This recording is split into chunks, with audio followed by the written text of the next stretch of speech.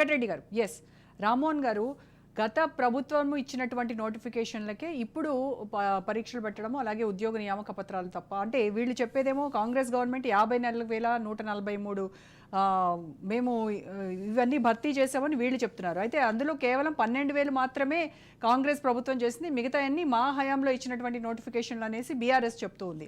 అలాగే job calendar గురించి ఇప్పటివరకు ఊసలేదు.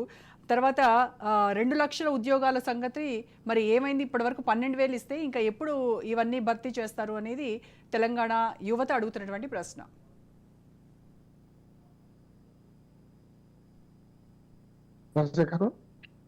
రామ్మోహన్ గారు మీరే. రామ్మోహన్ గారు, నాకు కొంచెం కరెంట్ వైపు మళ్ళీ వచ్చింది సార్. మీకు వెంకటరెడ్డి గారికి, నరేష్ గారికి, ఇంద్రశోభన్ గారికి నమస్కారం.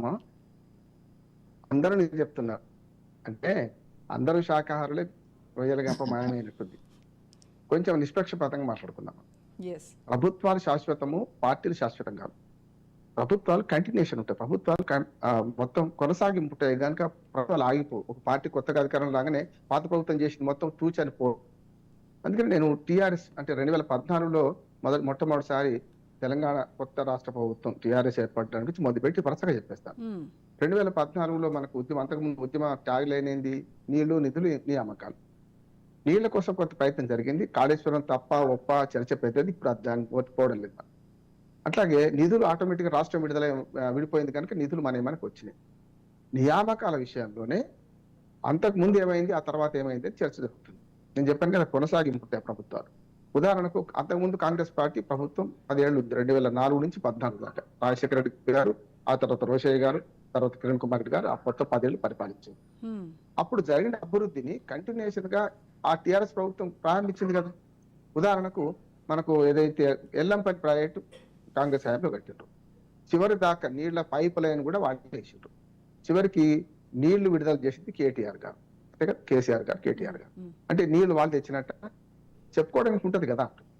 మొత్తం ఔటర్ రింగ్ రోడ్ మొత్తం అంతా చంద్రబాబు నాయుడు గారు ఆలోచన, ఆ తర్వాత రాజశేఖర రెడ్డి గారు పని పూర్తి చేయడం, చివరికి కండ్లకోయి దగ్గర. ఎందుకు ఉదాహరణ చెప్తున్నానంటే గత ప్రభుత్వాలు చేసింది మొత్తం మాదే అంటే, నేను 3 సామెతలు చెప్పాను.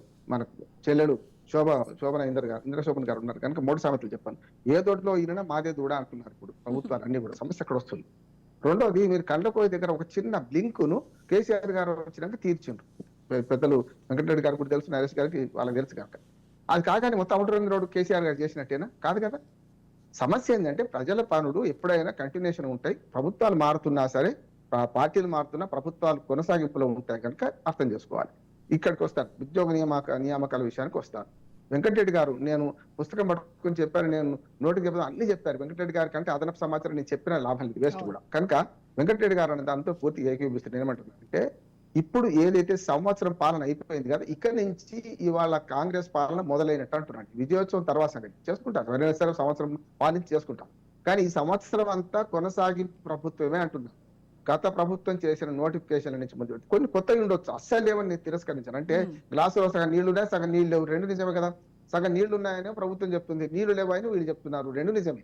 కనుక ఈ సంవత్సరంలో జరిగిన ఏదైతే అభివృద్ధి కానీ లేకుండా కొనసాగింపు, గత ప్రభుత్వం కొనసాగింపు గానే, గత 10 ఏళ్ల రాష్ట్ర ప్రభుత్వం కొనసాగింపు, కాంగ్రెస్ ప్రభుత్వం కొనసాగింపు గానే ఒక సంవత్సరం టీఆర్ఎస్ కూడా నడిపింది. ఆ తర్వాత అసలైన పాలన మొదలైంది వాళ్ళది కూడా. ఇక్కడ కూడా ఏమంటున్నారు అంటే, ఈ సంవత్సరంలో గతకాలపు అవశేషాలు కూడా, గతకాలపు అప్పులు ఎట్లా కడుతుంటామో అభివృద్ధి కూడా అట్లాగే. అప్పుల గురించి విమర్శించే వాళ్ళు అభివృద్ధి గురించి ఎందుకు మాట్లాడతలేరు అంటే, ఇవాళ నోటిఫికేషన్లు ఇచ్చింది ఎవరు, చేసింది ఎవరు అంటే 100కి 70%, 80% నోటిఫికేషన్ గత ప్రభుత్వం. నేను ప్రభుత్వానికి మార్పులే, ప్రభుత్వం చేసింది అంటున్నాను. టీఆర్ఎస్ బీఆర్ఎస్ నాకు సంబంధం లేదు. దాన్ని ఇవాళ కొనసాగింపుగా ఈ 57,000 ఉద్యోగాలు ఇచ్చినామంటున్నారు. మిగతా 7,000, 6,000 వీళ్ళు ఇవ్వచ్చు. కానీ ఇక ముందు ఏం చేస్తారు? జాబ్ క్యాలెండర్ లో ఇంతకుముందు వెంకటరెడ్డి గారు ఎత్తి అదే నేను మాట్లాడదాం అనుకున్నాను, అది ఎత్తి చూపెట్టాను. ఏమనంటే 2 లక్షల ఉద్యోగాలు, గతంలో 2 కోట్ల ఉద్యోగాలు ఇస్తాం సంవత్సరానికి అని ఏదైతే మోడీ గారు అన్నారో, మోడీ గారి బచ్చీలు అమ్ముకుంటే కూడా ఉద్యోగమే అన్నారని విమర్శ వచ్చింది. కానీ ఇక్కడ అట్లాగా స్పెసిఫిక్ గా జాబ్ క్యాలెండర్ ఇస్తాం, ప్రతి సంవత్సరం 2 లక్షల ఉద్యోగాలు ఇస్తామన్నారు.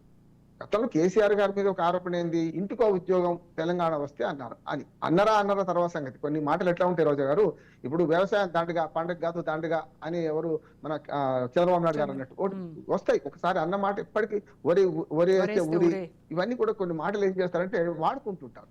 నేనేమంటున్నానంటే గత ప్రభుత్వం అవశేషంగా ఏదైతే అభివృద్ధి పనులు ఉన్నాయో ఇవాళ నిన్ననే కదా ఆరాం గారి నుంచి జూ పార్క్ దాకా అంటే ఒక్క రాత్రి ఆ బ్రిడ్జ్ కట్టడం జరిగిందా?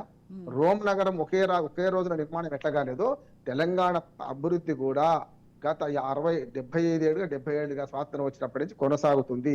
అభివృద్ధిలో పార్టీలు వస్తున్నాయి పోతున్నాయి. ప్రజల శాశ్వతం, చరిత్ర నిర్మాతలు ప్రజలు కనుకనే ఎవరిని తిరస్కరించాలి, ఎవరిని కూర్చునేబెట్ట చేసిండ్రు. ఇవాళ ఈ కాంగ్రెస్ ప్రభుత్వం కూర్చునేబెట్టిండ్రు. మీరు కొంచెం ఏంటి అంటే వినమ్రతతో ఉండాలంటున్నాను. ఇప్పుడు ప్రతిపక్షాల మీద దాడి చేయడం కాదు. నేనేమంటున్నానంటే ప్రజలు ఏమనుకుంటున్నారు, గత కాలపు అవశేషాలు నడుస్తున్నాయి, ఇక నుంచి అసలైన పాలన నాలాంటి వాడేమంటే ఇక నుంచి అసలైన పాలన మొదలైంది అంటున్నాడు. ఇప్పటి నుంచి పని చేసే ప్రతిది కూడా కాంగ్రెస్ పార్టీకి చెప్తుంది. అంటే ఇప్పటిదాకా ఏం చేయలేదా? చేసి మనకు బస్సు ప్రయాణం ఫ్రీ ఇచ్చారు, వాళ్ళ హామీలో కొన్ని నెరవేరుస్తున్నారు, కొన్ని నెరవేరలేదు. కౌలు రైతులకు ఏవైతే మనకు సన్నవాట్లకు 500 రూపాయలు ఇవ్వడమో చాలా కరెక్ట్ అంటున్నాడు. పట్టేదారులకు, రాళ్లకు, రప్పలకు, భూస్వాములకు డబ్బులు పంచిపెట్టిన దానికంటే 5 ఎకరాల లోపు ఉన్న వాళ్ళకి రైతు భరోసా ఇవ్వాలి, 5 ఎకరాలు దాటిన వాళ్ళకు కూడా అంతే ఇవ్వాలి. అట్లాగే ఈ సన్నవాట్లకు డబ్బులు ఇవ్వడం అనేది చాలా పెద్ద గొప్ప మార్పు అంటున్నాడు. ఎట్లా మార్పు అంటే ఎవరైతే పండిస్తుందో వాళ్ళకి మార్కెట్కి వస్తాం. ఇప్పుడు నేను కౌలుకి హైదరాబాద్ ఉంటాను అనుకోండి, ఉదాహరణ చెప్తున్నాను. హైదరాబాద్ నేను గుళ్ళనే ఉంటాను, 4 ఎకరాల ఆసామి. కానీ హైదరాబాద్ ఉన్న వాళ్ళు కౌలుకి ఇచ్చుకుంటే ఆ కౌలు డబ్బులు పట్టేదారికి పోతున్నాయి, కౌలుదారు నష్టపోతున్నాడు కదా. ఇప్పుడు ఏమైతుందంటే 500 సన్నవాట్లకు బోనస్ ఇవ్వడం అనేది ఎవరైతే కౌలుదారు ఉన్నాడో ఆ పంట పండించేవాడు డబ్బులు వస్తున్నాయి, అది కరెక్ట్. కానీ అందులో ఈసారి పూర్తిగా రాలేదు. పంట పూర్తిగా బయట అమ్ముకున్నారు, ఇంకా పూర్తి కాలేదు. వచ్చే కాలం నుంచి వస్తే అది కరెక్ట్ అంటున్నాడు. అందుకని ఏ దొడ్లో ఈయన నాదే దూడ అనే మాట ప్రభుత్వాలు మాట్లాడితే, కొత్త పార్టీలు మాట్లాడితే, ప్రభుత్వాలు మాట్లాడి ప్రజలకు అన్ని అర్థమవుతున్నాయి, చేస్తున్నాను. ఇంటి మనకు ఒక మాట చెప్తాను. రేవంత్ రెడ్డి గారు ప్రతి సభలో కూడా ఏమంటున్నాడు, ఆత్మస్థుతి చేసుకోవచ్చు కానీ పరనింద చేయకండి. దానివల్ల ఏమవుతుందంటే పరనింద ఎక్కువైతే ఆత్మస్థుతి కూడా ఎక్కువైతే సమస్య అక్కడ వస్తుంది. రేవంత్ రెడ్డి గారు తాను అనుకున్న రీతిలో కొంత ప్రభుత్వం నడపడంలో మొదట్లో మంచి అడుగులు వేశారు, అందరం ఒప్పుకున్నాం. వెంకటరెడ్డి గారు నేను అందరం కూడా సరే అన్నాం. బీజేపీతో కేంద్ర ప్రభుత్వం సహకారం తీసుకుంటా అన్నారు, కిషన్ రెడ్డిని కలుస్తా అన్నారు, మోడీ గారిని కలుస్తా అన్నారు. చివరికి కేసీఆర్ గారి దగ్గరికి పోతా అన్నాడు, ఆ హాస్పిటల్ ఉన్నాడు, అక్కడికి పోయిండు. కేసీఆర్ గారి సహకారం, కేసీఆర్ గారిది కాదు అసదుద్దీన్ ఓవైసీ సహకారం కూడా తీసుకుంటా అన్నారు కదా, అది మంచిది అంటున్నాం. తర్వాత వెంటనే మాట్లాడితే బడే బాయ్ నుంచి మళ్ళీ దుర్మార్గుడు మోడీ గారిని మాట్లాడుతాం. నేను 2 ప్రభుత్వాల మధ్య మెయింటైన్ చేయడం, సంబంధాలు మెయింటైన్ చేయడంలో మొదటి 2 నెలలు మంచి అడుగులు వేశారు రేవంత్ రెడ్డి గారు. ఆ తర్వాతనే కేంద్ర రాష్ట్ర సంబంధాల వల్ల మంచిగా ఉంటే ఏం జరుగుతుందో తెలుసుకున్నాం. మెహదీపట్నం ఫ్లైఓవర్ కు భూమి వచ్చింది, మనకు ప్యాట్ని చౌరస్తా నుంచి అటుపక్క సుచిత్ర మీదుగా పోయే దానికి రక్షణ శాఖ భూములు ఇస్తామని ఒప్పుకున్నారు. అంతేందుకు ఎప్పుడో త్రిపులాలో మనకు 350 కోట్లు కట్టాలంటే మొండి కేసు కూర్చున్నాడు కేసీఆర్ గారిని. దేనికి ఏ మాట కామాట, మొండి కేసు మేము కట్టం, మేము ఇయ్యమన్నాడు. ఒక్క మాట రేవంత్ రెడ్డి గారు గడ్కరీ గారి దగ్గరికి పోగానే ఈ అగ్రిమెంట్లు ఏముంది అండి అన్నాడు. గడ్కరీ ఏమన్నాడు, 350 కోట్లు మేమే కట్టాం, మేమే కట్టాం పోమన్నాడు. అంతే అయిపోయింది. అంటే ముఖ్యమంత్రి గారు ఒకసారి కేంద్ర మంత్రిని కలిస్తే పరిష్కారం అయిపోయింది కదా. అట్లాగే మనకు జూబ్లీ బస్ స్టేషన్ నుంచి మన రాజీవ్ రోడ్ కూడా అంతే, రక్షణ శాఖ భూములు ఇస్తామని ఇప్పుడు తీసుకోమంటున్నాను నేను. రేవంత్ రెడ్డి గారు ఏమంటున్నానంటే ఏవైతే సహకారమైనయో వాళ్ళకి కేంద్ర ప్రభుత్వం సఖ్యతగా ఉండేది, పార్టీల సఖ్యత అంటలేదు, ప్రభుత్వాల మధ్య సఖ్యత ఉండి మీరు పనులు చేసుకోండి అంటున్నారు. రెండోది అంటున్నారు, కేసీఆర్ గారు ఒక 10 ఏళ్ళు అధికారంలో ఉన్నారు, ఇంకో 10 ఏళ్ళు ఉంటారు అనుకున్నారు. ఆమె ఎవరు ఉంచారు, ఎక్కడెక్కడ అహంకారాన్ని అవినీతిని ఓడిస్తారు. కానీ కేసీఆర్ గారు ఏం అనుకుని మెల్లమెల్లగా ఫేజ్ వైజ్ ఉద్యోగాలు ఇచ్చుకుంటూ పోతాం, రేపటి ఎన్నికలు అన్నారు. ఇప్పుడు ఏమైతుందని చెప్పానమ్మా రోజా గారు, ఇప్పుడు జిహెచ్ఎంసీ ఎలక్షన్స్ వస్తున్నాయి. అసలు సంగతి చెప్తాను, రహస్యం ఏంటంటే జిహెచ్ఎంసీ ఎలక్షన్స్ వస్తున్నాయి. 3 ముక్కలాట 3 పార్టీలాట చాలా స్థాయికి చేరుకున్నది. ఎలా చేరుకుందంటే రేపు జిహెచ్ఎంసీ ఎన్నికల్లో ఎవరు బాధిషా అవుతారని పోటీలు పడుతున్నారు. గతంలో 2 సార్లు 2015 ఎన్నికల్లో టీఆర్ఎస్ పార్టీ బాగా గెలిచింది. తర్వాత 2020లో మనకు బోల్తా పడ్డది. 2000 అంటే బొంత పడ్డదని తక్కువ వచ్చినాయి, బీజేపీకి 45 సీట్లు వచ్చినాయి. ఈసారి ఈ ఎన్నికల్లో ఎవరు ముందుకు పోవాలని 3 పార్టీలు కొట్లాడుతున్నాయి. 2 జాతీయ పార్టీలు, ఒక ప్రాంతీయ పార్టీ. ఈ 2 జాతీయ పార్టీలు ఏం చేస్తాయి, ప్రాంతీయ పార్టీని బొంద పెడదామని చూస్తాయి. ఎందుకంటే సహజంగా రాజకీయ సన్యాసుల మఠం కాదు కదా, కేసీఆర్ గారి భాషలో చెప్పాలంటే రాజకీయాలు చేస్తారు కనుక రేపు జిహెచ్ఎంసీ ఎన్నికల్లో ఎవరు దీనిలో ముందుకు ఉండాలి అని దానికి పోటీ నడుస్తున్నది. హైదరాబాద్ అభివృద్ధిలో కూడా ఇవాటికి నేనేమంటున్నాను, గతంలో కాంగ్రెస్ ప్రభుత్వం పొందుపెట్టిన ఫ్లైఓవర్లు కానీ అవన్నీ కేటీఆర్ ఇనాగరేషన్ చేశారు. ఈ సంవత్సరంలో ఇనాగరేషన్ చేస్తున్న ఫ్లైఓవర్లు కానీ ఇవన్నీ కూడా గత ప్రభుత్వం చేసినవే అంటున్నారు స్పష్టంగా. ఇప్పుడు కొత్తగా పని మొదలు పెట్టి పూర్తి చేస్తే ఈ కాంగ్రెస్ పార్టీ గొప్ప అంటున్నాను. ప్రజలు అన్ని గమనిస్తారు, షార్ట్ మెమరీ ప్రజలకు ఏం తెలియదు, ప్రజలు గమనించాలని ఒక్క మాట చూస్తాం. ప్రజలను అవమానించొద్దు, ప్రజలు అన్ని గుర్తిస్తున్నారు.